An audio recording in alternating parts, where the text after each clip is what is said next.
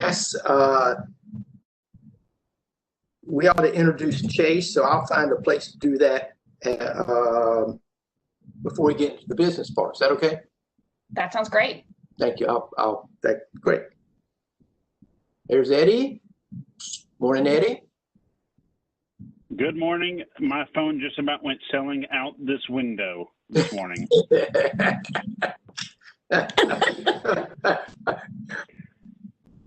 And it doesn't open, so I was going to have a new opening right there. And is Derwin on the with us yet, Judy? He is not. Okay. We'll hold on just another second. And my video may go off because I am like in the middle of working. I am listening, so you know, somebody just throw things at me if you need me. I like the beard. Well, this is my COVID. I didn't feel like shaving look. I would say I would get rid of it when COVID's over, but it might be to my ankles by the time this is all said and done. It looks good. When I grow the beard till I get the vaccine mode. Yeah, so, you know, I was talking to somebody this morning. I said 2020 is like a decade. Can we just go ahead and start 2031 next?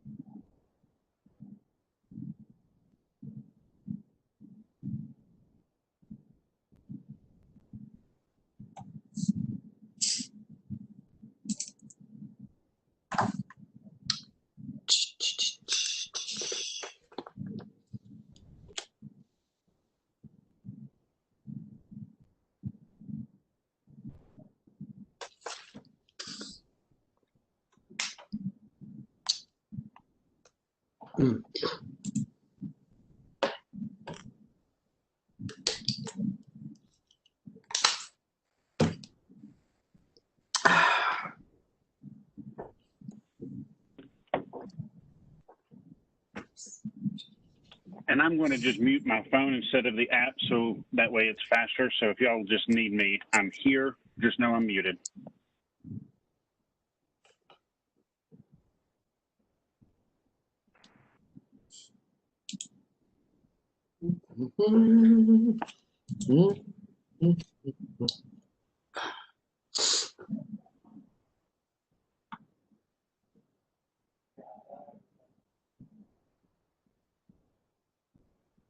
Tom, are you ready for the holidays? We're getting close. We are. Well, Tom, with you humming, can you just we'll let you just sing carols to us while we're waiting on Derwin. You don't want that, Eddie. Trust me. Hey, did you not see that when we voted on you as chair? That was one of those little things in very fine print at the bottom. See, I'm losing my touch. I didn't read all the fine print. Thank you. I'll go back now and do it. It could probably be the easiest way for me not to be chairman anymore.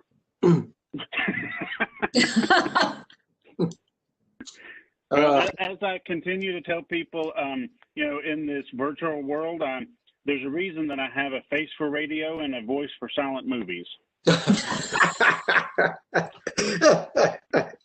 Well, see, that was my line when I was in the newspaper. I said the reason you become a newspaper reporter is because you don't look good and you don't sound good.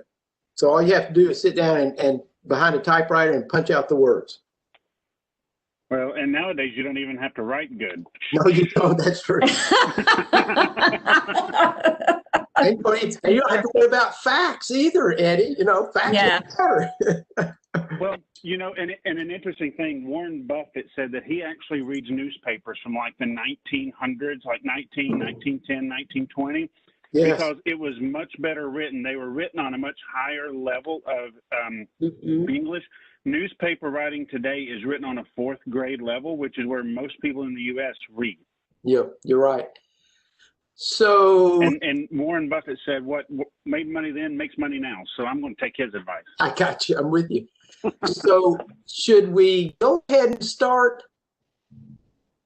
What do you think? I think we should. Okay. So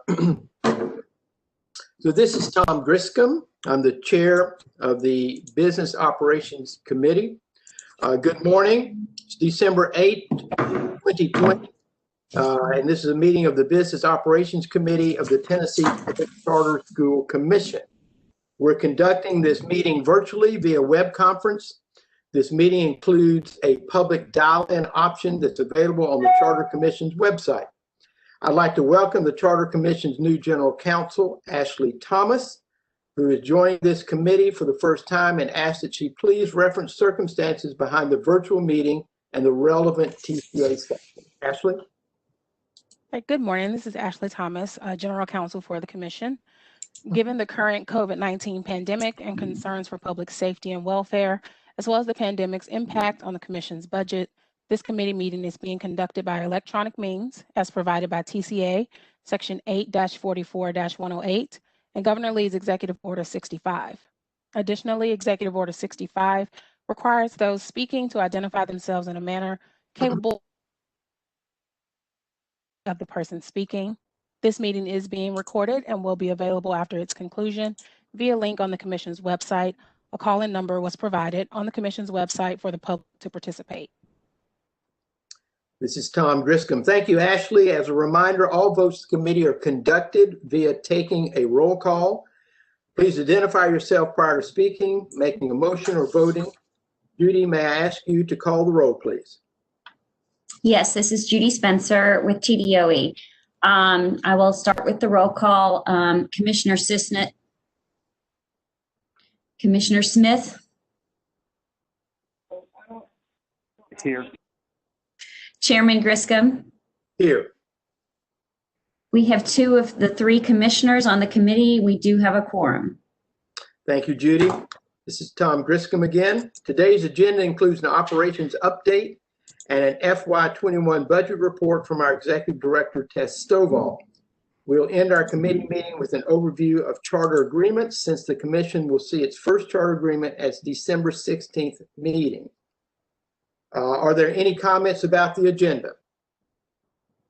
Hearing none, do I have a motion to approve?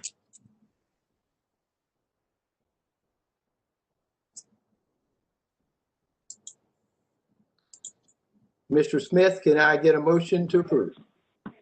Sorry, yes, motion. It would help if I would click the button. Thank you. Yeah. Commissioner Sisnett has just joined us.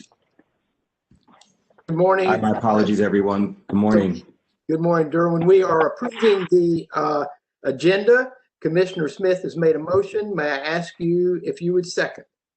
Yes. Second. Thank you. Judy, would you please take the roll? Yes, this is Judy Spencer. Commissioner Sisnett. Aye. Commissioner Smith. Aye. Chairman Griscom. Aye. 3 of 3, the agenda is approved. Thank you. This is Tom Griscom. Now let's approve the minutes of our last meeting, which was held on October 14, 2020. May I have a motion to approve those minutes? This is Commissioner Sisnett, so moved. Do I have a second? Commissioner Smith, I'll second. Is there any discussion? Hearing none, Judy, may I ask you to call the roll? Yes, Commissioner Sisnett. Aye. Commissioner Smith. Aye. Chairman Griscom. Aye. 3 of 3, the minutes are approved. Thank you, Judy. This is Tom Griscom again. Before we move into the actual agenda, I would like to pause for a second because we have an additional new member to our Charter Commission team, Chase Engel, who I had the opportunity to meet a couple weeks ago when we were up for our sunset review. Chase is coming in. I won't have the title exactly right, Chase, so I'll get you to say it, but he's going to basically be doing a lot of external relations type work, outreach, things like that. So Chase, welcome. And if you'd like to say a few words, we would be happy to hear from you. Thank you, Chairman and Commissioner members. Good morning. My name is Chase Engel, and I just came on yesterday as the Director of External Affairs for the Public Charter Commission. I come from the legislature. I was I've been over there since 2017, the last couple of years in the education office. And I also I want to applaud you all for, picking Tess Stovall, because she is an absolute expert on charter schools. And she absolutely put me through a thorough process before I came on board. And, I'm really looking forward to this work. And I'd like to reach out to all the commission members eventually and just have some one-on-one time with you all in the future. Thank you, sir. Chase, thank you. And we are welcome you on board as part of the Charter Commission team. So now we'll get back to the regular agenda. This is Tom Griscom again. The first item is an operations update from our executive director. I'd like to recognize Tess Stovall to provide this update to the committee. Tess? Thank you, Chair. And I am going to provide a verbal update from an operations perspective of how things are shaping up as it relates to the Charter Commission. The first topic is staffing. As you have all heard, we have 2 new full-time staff members who have joined the team, Ashley and Chase. We are also in the process of conducting the hiring for the Director of Finance and Operations. This role would oversee the LEA functions of the Charter Commission, and then this role would have 2 individuals that would report into it to fulfill all of the LEA functions that we as a commission are charged with.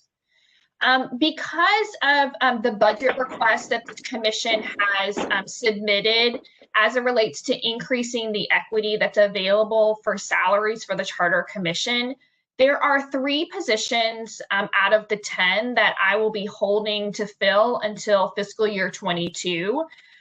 The available equity that the commission has is something that I am keenly focused on, and that I have had many conversations with the Department of Human Resources and the Department of Finance and Administration, such that we are going to be able to hire competitively and retain high quality staff. So I do feel like we will be able to be operational with the 7 staff members that we will be filling in fiscal year 21, with the hopes that with our budget request in fiscal year 22, we will be able to see additional equity available to hire out the full team. The next topic is finance and budget, and I know on our agenda we have a deeper dive into the budget, so I will save that highlight for that conversation, but did want to let you all know that we did establish a small contract with a vendor. Her name is Elizabeth Tullis, to maintain the Charter Commission's website until the end of the fiscal year 21. This individual has worked with the state board and has built out the state board's website and supported the startup of the website. And so she will be able to maintain the website with support from our team until fiscal year 21 ends. From an office space perspective, last week, the commission officially established office space in the Davy Crockett Tower on the 5th floor. To accommodate the additional hires of both the Director of External Affairs as well as the Director of Finance and Operations, I've requested 2 additional cubicles in that space beginning January 1 of 2021. And we have also ordered a copier and a printer for commission staff to use, as well as beginning to build out what those supplies look like. The next update is we officially have a logo, which you all can see on the materials that were shared with you, shared also in the commission staff signature line. So we worked with the Department of General Services to establish that logo and to also create some basic branding documents around one-pagers and PowerPoint presentations that we are going to be able to move moving forward. We also established a SharePoint folder for the commission members to use for agenda materials moving forward. This allows us to be able to share the materials outside of just an attachment in email. It allows us to archive those materials appropriately. And the materials will also always be published on the commission's website for the public to access as well. And then the final update I wanted to share is that a commitment to staff professional development. Through the Commission's membership with the National Association of Charter School Authorizers, our staff has access to a variety of professional development opportunities and trainings on quality authorizing standards, somewhat similar to the training that the full Commission received in the spring from NACSA. And so our new General Counsel, Ashley, is participating in an 8-week virtual professional development on kind of the basics of charter authorizing, understanding the life cycle of a charter, which will be really critical for her in her new work here with the Charter Commission. So I just wanted to flag that, we as a staff and as a commission are really invested in all of our team members understanding quality authorizing and taking advantage of those professional development opportunities as we have available. I will also note that because we are a member of NACSA already, that this professional development did come as a part of our membership, so there is no charge to the Commission specifically for this professional development. And with that, I will pause to see if there are any questions from the committee. So this is Tom Griscom. Do any committee members have questions for Tess on the operations update? Hearing none, Tess, let's move to the FY21 budget to actuals update, if you would, and look at our forecast for the remainder of this fiscal year. So Tess, I will call on you for the budget report, please. Great, thank you so much. I am looking at the budget to actual spreadsheet that I sent to you all. I am not going to share it on our screen with us via WebEx because I know that it can become very, very small very quickly, but happy to dig into any of the information that you all would like to. So the overall budget picture for the committee to know is that we are in a very good place when it comes to what our projected expenditures against both our budget and our revenue for fiscal year 21. What I have done in this presentation is provide to you all year-to-date actual expenditures through October of 2020, as well as to begin to forecast what expenditures will look like for the remainder of the fiscal year, such that we are able to see what a projected actual and forecast might look like against our budget. So starting in the revenue tab, or the revenue lines, again, we are seeing the same projected revenue that we had as against our budget, with again about approximately $867,000 in state revenues. From an expenses standpoint, we're going to first start when it comes to compensation. So the salaries that you see here reflect the hiring of the severance staff members that we discussed in the previous operational update. We are seeing salary savings because we will not be employing individuals for the full 12 months of the fiscal year, as well as we are seeing those savings in the benefits. So right now we are projecting savings coming in from the compensation because of the fact that we are not hiring individuals for that full fiscal year. Coming down to non-compensation related items, I think the broad picture here is that because we are still in the startup mode, there are a lot of things that we are going to be watching over this next fiscal year, both in terms of the cost of items, as well as where are they coming in and being reported from an accounting perspective as it relates to the state accounting. And I'll get into some of those details as we move through these line items. This will help support our future budgeting to ensure that we are accounting for expenditures in the right accounting line, such that we're able to kind of match year to year what those actuals really look like. So the first is around professional services. And here you'll see that we are accounting for a little bit of in terms of a forecast, a little bit of a decrease as it relates to what we budgeted for. This is because we had assumed in the budgeting some additional longer term startup contracts to support the commission work, and we were able to cut back on those now that we have full-time staff coming on board.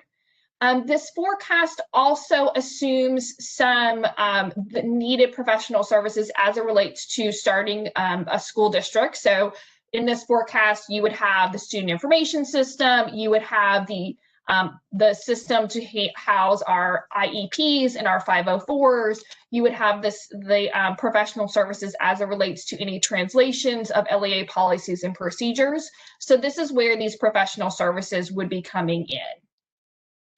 The next line item is commission meetings. You will see here that we are still forecasting that we would be able to host in-person meetings in the first 2 quarters of 2021. In terms of staff travel, we are assuming that the travel for fiscal year 21 would be around any appeal-related travel for public hearings, as well as any travel in Q4 of 2021 as it relates to visiting any potential schools that are coming on board. From a facilities rent perspective, the forecast assumes that we have assumed the space as of December 2020, and that we will be building on slowly from our space as we build on staff. I will note that this is a line item that we may in the future want to move down to state agency professional services. Depending on how our rent expenditures hit our ledger and how it's accounted in the state accounting. As we know, we are actually renting from the state, and so it may be that the facilities rent comes in as state agency professional services. Therefore, in the future, we may want to roll our facilities rent into the state agency professional services line item, but we will see how these expenditures are coded in the budget and how we want to move forward in next fiscal years. Computers, equipment, and supplies and materials, we are in a good place in terms of our budget. Again, I will also note that computers and equipment may be something that we want to code in state agency professional services moving forward. I will say that the next line item for professional services, as an example, my laptop and equipment came in and was coded as state agency professional services rather than computers and equipment. So that's why you're seeing a line item around state agency professional services. A lot of things that were to a certain extent unexpected charges that we had accounted for in different line items are coming in under these professional services. So for example, as I shared, any laptops and equipment for me are coming in under these professional services. Our WebEx accounts are coming in under professional services. We had some rent charges for our executive admin are coming in under state agency professional services. And also, we as an agency get billed for different things from different state agencies. So accounting billing, HR billings, telephone billings, all of these are rolling into the state agency professional services line item. So we will, and this is one that I think we're going to have to see, what does a month over month look like, and how do we be appropriately budgeting for this particular line item moving forward to make sure that we're capturing a lot of these professional services that are coming through in this line item. And the last line item that we had put in was unclassified or other. I think in particular, because we are in our first fiscal year of really operationalizing the budget, this is going to be the place where we are going to show anything that we really hadn't intended or hadn't projected that we might be spending, and this is where that category is going to capture that. So this $10,000 that you see here from year-to-date actuals was a charge from fiscal year 20 that had not been accrued in the budget for fiscal year 20 by previous staff. And so when we had to pay the invoice, it had to come out of fiscal year 21 because it had not been appropriately accrued. Moving forward, what we will do is at the close of the fiscal year in June, we would list any invoices or projected invoices coming in and ensure that they are on the accruals list, such that when those payments come through, that they would be charged the appropriate fiscal year. So the bottom line is, from a forecasted perspective, we are projecting a surplus in our budget, which is positive news and also allows us to handle any unprojected or unexpected expenditures moving forward. Again, I think that the bottom line is like we're really learning a lot as we are operationalizing our budget. That's going to inform future budget projections and also how we can best set up our budget so that we are accounting for all of the expenditures in the appropriate line item. And I will now pause for questions from the committee. This is Tom Griscom. Thank you, Tess. Before I call on Derwin and Eddie, let me ask you one question. Let's say that fiscal, the revenues coming in the state continue on the path they're on right now. Have you looked at, and I know you've had F&A conversations and the 12% reduction sitting there. Have you thought about if at some point that 12% is less than that or might go away based on if the revenue, and I'm not making this prediction, but if the revenue continued the path, have you at least put a side piece out that says we might not have to, the 12% might not all happen? Yes, I do think that, yes, absolutely, because I think that we are on both the dual path that we want to make sure that we are meeting the 12% if required, but also that we are understanding that, I think there have been some projections that revenue has been, meeting or to a certain extent exceeding those expectations. And so we want to be prepared either way. I also think that it's going to be very important for us to, come March or April, this committee to start coming and looking at what do revenue projections looking like for our FY22 budget, particularly as it relates to the authorizer fee, because that I think is the most unstable revenue projection that we are going to be seeing. And so I think one thing that I want to commit to for this committee is at our April conversation that we are really starting to look at what are those revenue projections as it relates to the BEP, and what are we seeing in terms of the authorizer fees so that we're preparing well before the fiscal year. Thank you. Commissioner Smith and Cisnet, do you all have any questions or comments for Tess on the budget we just went through?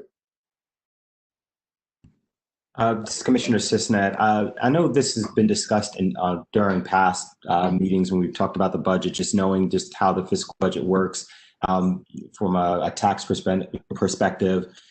Essentially, what revenues that are down that we might experience this year really don't affect the budget until a year or 2 years out. And so just wanted to test maybe if you could give some context around how we looked at the budget based on those implications.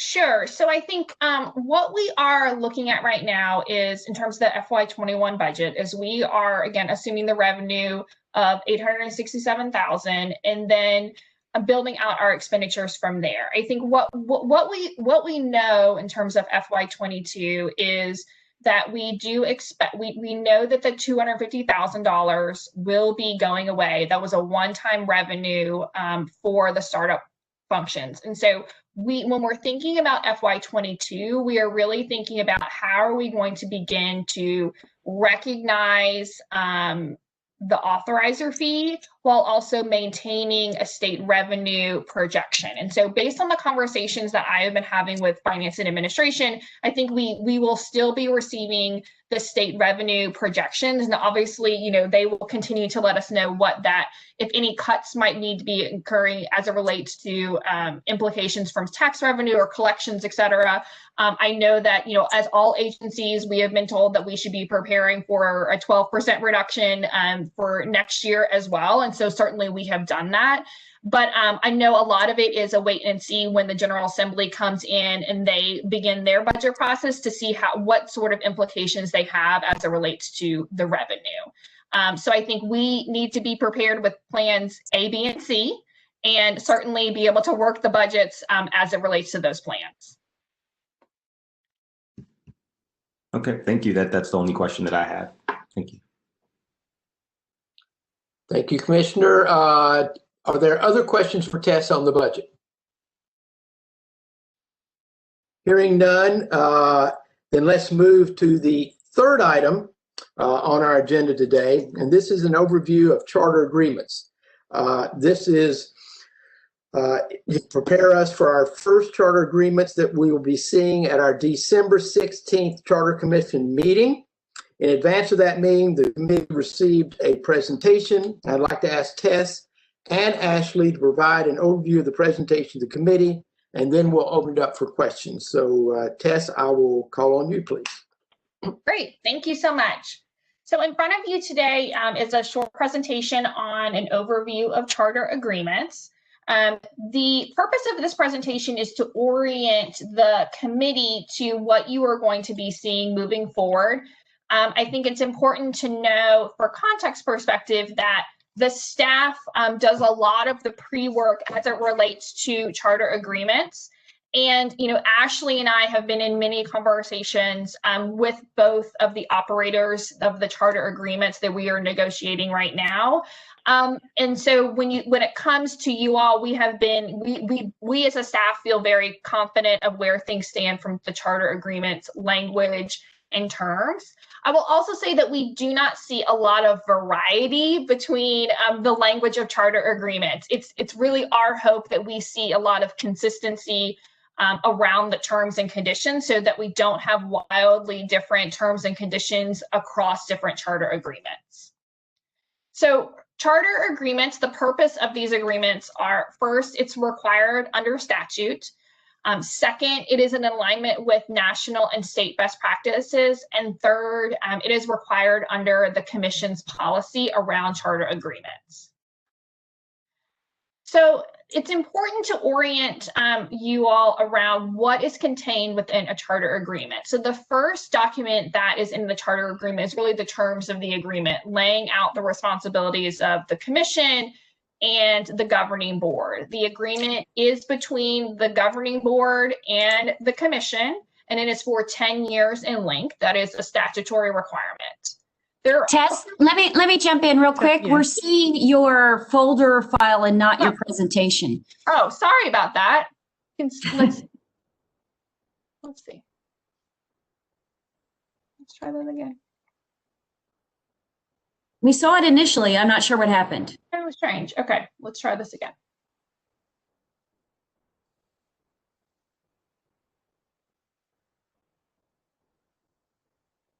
Can we see that? Yes, it now says purpose of charter agreements. Perfect. Yes. Okay. Yeah. Excellent. Okay, thank you for that, Fleck.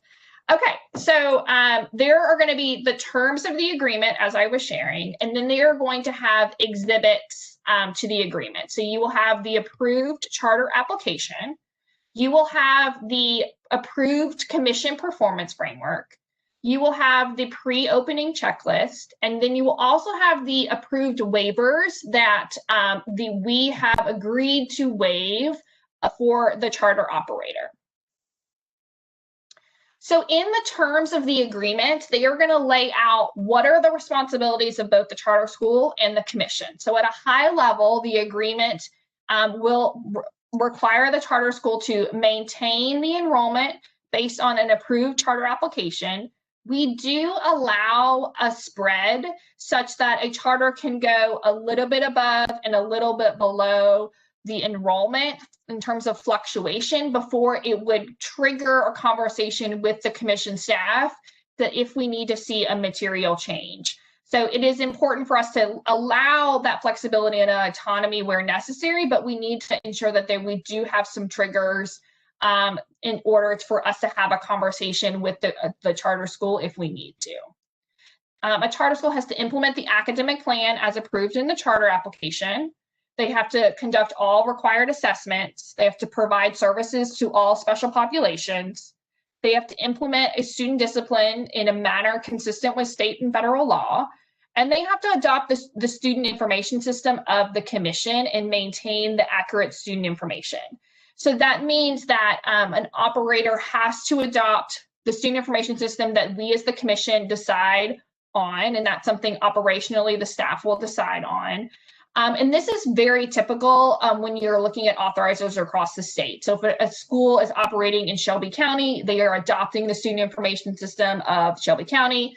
If they are operating in Metro Nashville, they are similarly adopting the information system of Metro Nashville. I will say is this is different for our Achievement School District.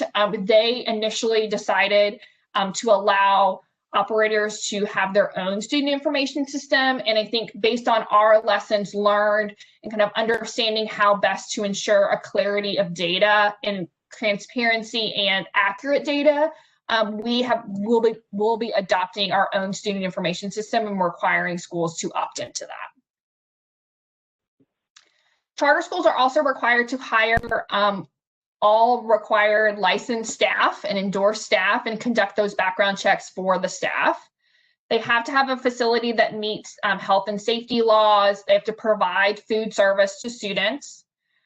They do have to provide transportation in alignment with their charter application. And so it's important to note that transportation is not required under state law, and we do have charter schools operating in the state that do not provide transportation. However, this agreement is saying that the charter school will fulfill whatever they asked for and they said they would do in their charter application.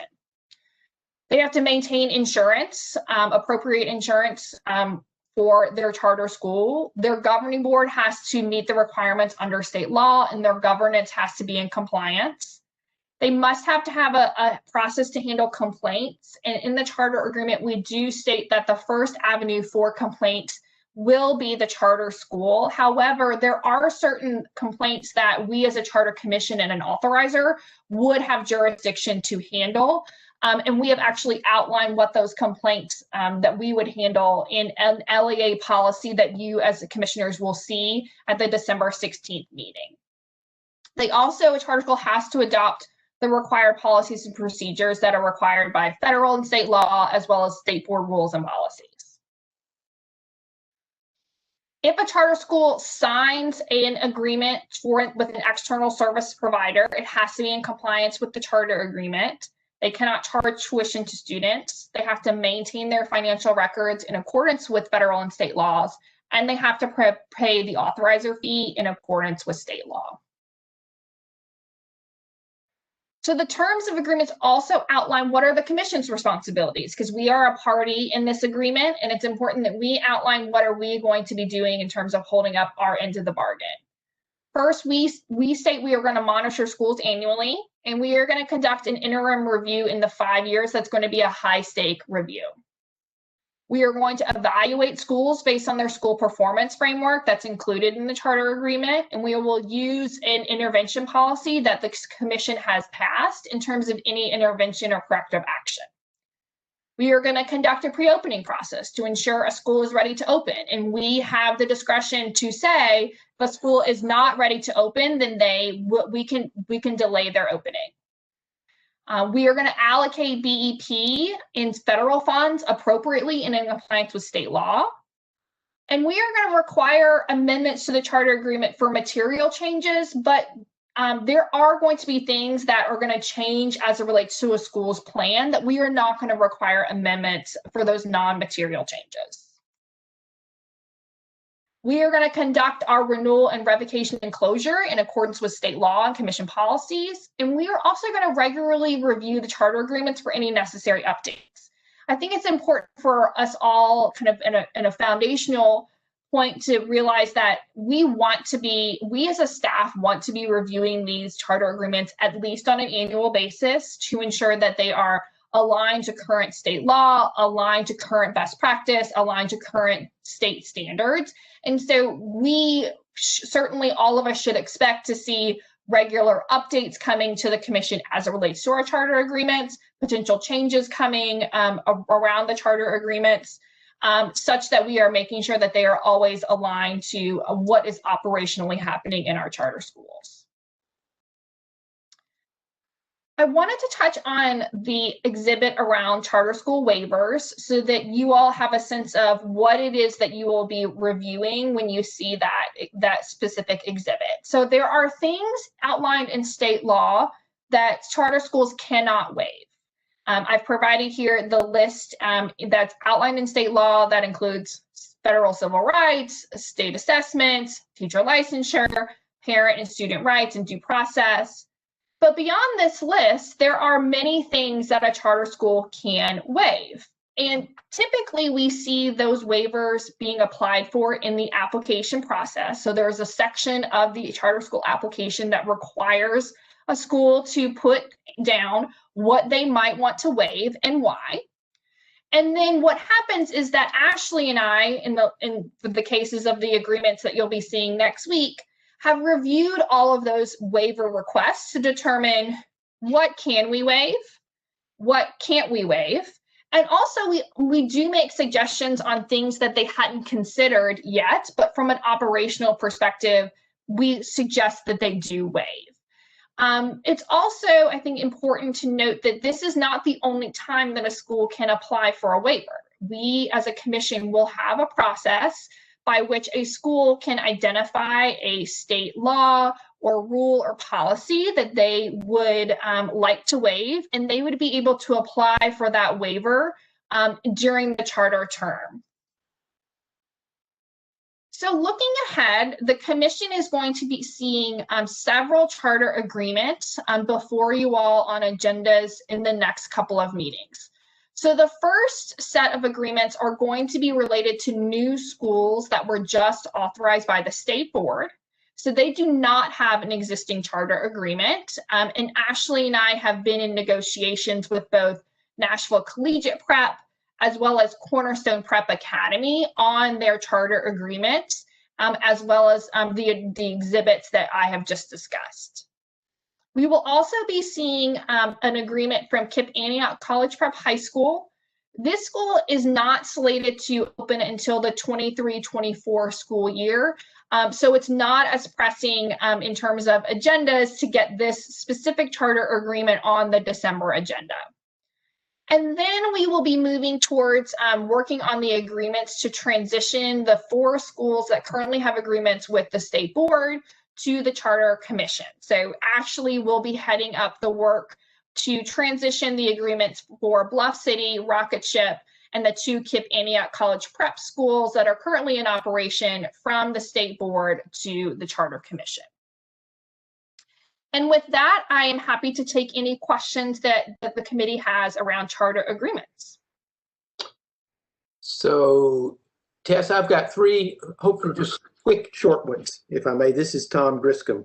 Number 1, is there anything that ought to be in here about making sure that they continue with a strong funding, that they've got funding in place? Because I know there is at least, I know of a state representative that was really concerned about charter schools, and once they got going, that the funding that was there initially did not stay in place. The second one, should we have anything in here that talks about, I mean, I saw the part about licensure of teachers. Should there be something about monitoring the percentage turnover as well? So if we see that we've got a school where there is a large continuous turnover year after year, that's a flag. And then the third one is where you talk about open meetings. Should we also include open records? All really great questions, and thank you. Let me make sure I go through them, and if I forget anything, let me know. So the first question was around funding. So one of the requirements that we outline in the charter agreement, and it's also contained within the performance framework, is that we will be analyzing their budget, their June 1 budget. So they are required to submit to the commission a June 1 budget, which projects what their enrollment and funding will look like for the upcoming fiscal year. And then we will analyze what does their funding actually look like in terms of enrollment as a part of one of the indicators on the financial performance framework. We do give schools one true up during the school year. So, when October comes around and they see what their actual enrollment looks like, we do allow them to submit an amended budget to us.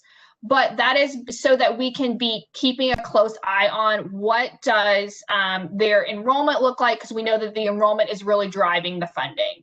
And also the financial performance framework is really driving home, and we'll be looking at exactly what you are talking about. It will be analyzing days cash on hand. It will be analyzing what are their debt to asset ratio. So the commission will be able to analyze how are they doing from a fiscal perspective as a part of that financial performance framework. The next question was around teacher turnover, and one of the indicators on the academic performance framework that the commission has adopted is around teacher retention. So this will be an indicator that we'll be looking at how on a year-to-year basis are teachers staying or are teachers leaving the school. And this will be something that the commission will be able to look at to see if is the staff culture a positive one where people are staying. We will hold harmless anyone who is moving. For example, if they're moving into a leadership position in the charter management organization, we're not going to count that against them. But certainly if you're seeing a high rate of teacher attrition, that would come up on the performance framework. I will also note that the performance framework indicator has one around student retention. So we are going to be tracking on a year-to-year basis how are schools maintaining students in their classrooms. And there was one other question, Chairman, that It was including open records with the notice about open meetings. Yes, absolutely. And I will defer to Ashley here. I mean, certainly we have an LEA policy that addresses public records, which schools are required to adopt a policy on open records and open meetings. And we are happy to go through the charter agreement to see if there's anything that specifically says around open records. Certainly state law requires them to do it. It is an expectation that they would then have a policy around open records and procedures around that. But happy to look to see if there's anything in the charter agreement that we might be able to add. Yeah, the only reason I flagged it, pardon me, Ashley, a second, is where we have on that list open meetings, it's really, I'm just looking at it saying, but also I would think there'd be open records too, just so they know that that's one of the areas that's important. So pardon me, Ashley, for jumping in. Oh, that's okay. It's Ashley Thomas, General Counsel for the Commission. I think Tess hit the point when she mentioned the policy that we have in the LEA policy that kind of speaks to open records that will provide for that. But I will check with specificity to make sure that language is in those charter agreements. But I think Tess did hit it when she mentioned the LEA policy. Thank you. And Tess, Chairman. Yes, I was getting ready to call on Commissioner Sisnet and Commissioner Smith, but if they have questions, but go ahead, Judy. Chairman Griscom, this is Judy Spencer with the Department of Education. I just wanted to add a little more color to your question about finances, because the Department of Education Office of Choice is currently running the Charter School Program Federal Grant Cycle for New Start Charter Schools. 2 of the schools that you will be authorizing in the future are applying for that, have applied for that grant, and we're under review right now. So typically that grant is awarded $600,000 to a school that is starting up operations to help with the startup expenses. So I would anticipate that funding, I mean, there's no guarantees. We have to go through the applications, they're peer reviewed, et cetera. But I would anticipate there be additional funding for those 2 schools, Nashville Collegiate Prep and Cornerstone Prep, as they are starting up next fall. Thank you, Judy. This is Tom Griscom again. Commissioner Sisnet and Commissioner Smith, do you all have questions for Tess and the staff? Yes, this is Commissioner, this is, go Commissioner Smith. You got it. On you. Nope, you go. Okay, well, since I can't see you, I'll jump in. Sorry without knowing it's like double dutch. Just around, Tess, you mentioned negotiations that you've been having with the different operators around the agreements. Are there any areas that we should be aware of that are, points of tension that you're seeing that might be consistent across those operators that we might be able to weigh in on this call? No, thank you for that. And Ashley, please feel free to jump in here. I think overall negotiations have been very positive. So certainly do not want to give the impression that that they have, they're minor changes that we have seen. I think one thing that we are hearing, and Commissioner Sisnet, this probably doesn't surprise you, is I think there are challenges statewide as it relates to the student information systems. It is not something that I am surprised to hear that typically charter operators have an entirely different data system that they are using for potentially all of their schools. They have, you know, super fancy things that are happening as it relates to data systems. And most times those data systems simply do not talk to the authorizer student information system. The way the state is currently set up as it relates to data reporting is that data is reported through the district to the Department of Education, and then from the Department of Education back to the district. The Department of Education and the state system simply are not set up to handle student information systems that are from a variety of different schools, look very different. And so I think from an operational challenge, you know, schools operating in Tennessee kind of understand that there is some level of double entry that has to happen so that you're maintaining the accurate information in your student information system for your authorizer, but that you're still keeping the data in your data warehouse for all of the fancy things that you're doing as it relates to an operator. I think that has been, and this is actually too from my experience with the state board, I mean, that is an operational pain point that I understand from a operation standpoint. I also, you know, my point is that we want to ensure that we have very accurate student data because we want them to be funded correctly. And we have seen highly accurate data when we as a district house our student information and we're able to really have clarity across all of our schools. I think the Achievement School District has not seen that level of accuracy because they did allow different operators to operate their own student information systems. And so it's a lot more challenging to have accurate student data. We are planning to pay for the student information system that charter schools will be able to opt into. So we are covering that charge, and we of course will work with our operators as much as we can as it relates to the systems talking to each other as much as we can from a FERPA perspective. But I do think that it's going to continue to be something that is brought up. It has come up on both of the conversations that we've had with our operators. But I think it's the reality of the current setup in Tennessee is an LEA setup. To a certain extent, it is what it is, but I get the operational challenge. And Ashley, is there anything else you would want to add there based on our conversations? I think just the information system is the only thing that I've seen that we've had to explain. But like Tess said at the beginning of her presentation, I think she and I are doing a lot of the groundwork on the negotiations of the agreements. And what we will be bringing to the commission will sort of be the highlights of those agreements that we want to make sure that's on your radar. So of course, if there's something major, we will make sure that the commission, you know, has the opportunity to weigh in on that. But I think, like Tess said, she and I have been doing a lot of the groundwork. But other than the student information systems portion of the agreement, I haven't really seen a lot of issue that should pique the commission's interest at this time. Okay, well, thanks, Ashley, and thanks, Tess. Hey, this is Eddie Smith. So following up on that, Tess, just because of my days, one of the things that I saw in some of the comptroller reports is making sure that employees that are no longer with an organization are removed from a system so they don't have access to that.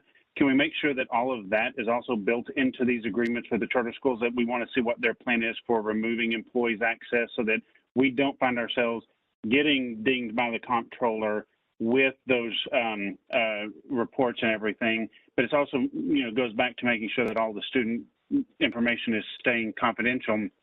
And then, you know, and I apologize, I did not get to be on the rules committee, but since we are an LEA, are we also in the process of setting up rules, much like what an LEA would have as it relates to, for instance, you know, the bill that was passed last year around how child abuse investigation reports are kept separate from the student's educational record, you know, that it's accessible by law enforcement, DCS, all of those things that have to go into what an LEA would do. Are we going down that road as well to make sure that what we're asking in the agreements with these charter schools, all of that is built in? Thank you for those questions. And absolutely. And I think the most important part of the agreement as it relates to this question is that we are requiring that charter schools adopt all required policies and procedures that the commission, as it relates to being an LEA, requires. And so what we will see, what you all as commissioners will see next week, is the first batch of LEA policies that speak, exactly to these points. There are many things in state law that say a district shall adopt a policy that says X, Y, and Z. And so what we have started to craft are, what are the commission's LEA policies? And then in turn, how are we going to be requiring our charter schools to adopt the appropriate policies and procedures? I know for sure, for example, one of the policies that you all will see next week is around background checks. So it says, number one, you will run background checks, but also that you will have the appropriate personnel trained, and you will dispose of the background checks in compliance with state and federal law, because there's a whole host of requirements when it comes to how do you store background checks, who has access to background checks, how do you get rid of background checks. And so I think, to your point, Commissioner Smith, we will definitely look to make sure that either do we need to specifically address those points in the agreement, or if we're covering in policy and procedure, and then we are requiring our charter schools to adopt policy procedure, and we are monitoring for those policies and procedures, if that satisfies kind of our obligations. Because it's certainly, I think we want to make sure that we are doing everything to be in best service to students, in compliance with state law, and to be a model authorizer.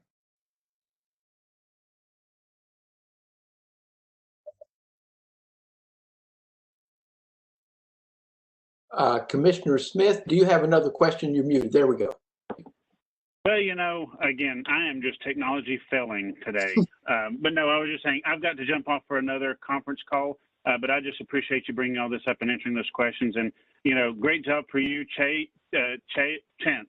It's great to have you, or Chase, I just lost the name, but it's great to have you on board with us. And honestly, just glad that our staff is finally hitting the ground running. Y'all are running at a very fast pace, and really glad to see what you all are accomplishing in the short time you've been there, and look forward to, the great things that you all are going to continue to do. And it's nice that we just, Tom, Derwin, and I get to ask questions now instead of having to try and, go about hiring an executive director and everyone else. So it's actually a nice change of pace at this moment. Absolutely. Thank you, Commissioner Smith. This is Tom Griscom. Tess, let me thank you and Ashley and Judy, thank you for your added piece that you brought in for this discussion. Look forward to additional conversation on this at our meeting next week on the 16th. So let me ask if any commissioner, it's Derwin, it's you and me, have any other questions or comments that we'd like to bring up?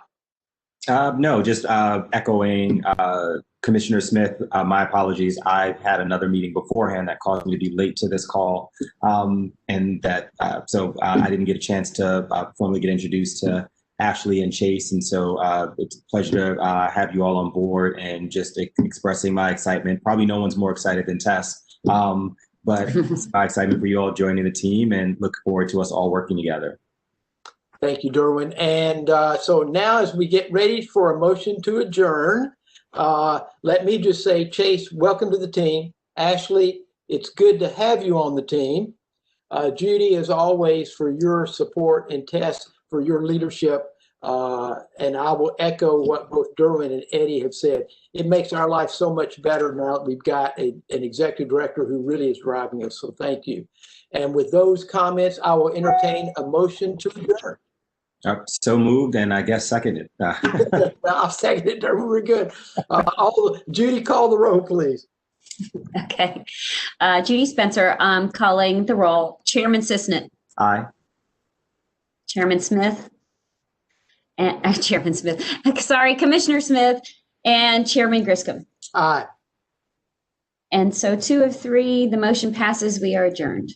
Great. Thank you all. See you next week. Thank you. Thank you. Thank you all.